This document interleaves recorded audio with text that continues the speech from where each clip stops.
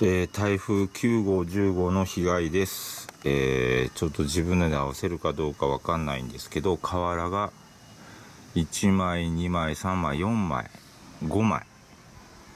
ちょっとずれてますね。割れてるのもあるみたいですね。ちょっと直せるかどうかわかりませんが、ちょっと、悩んでます。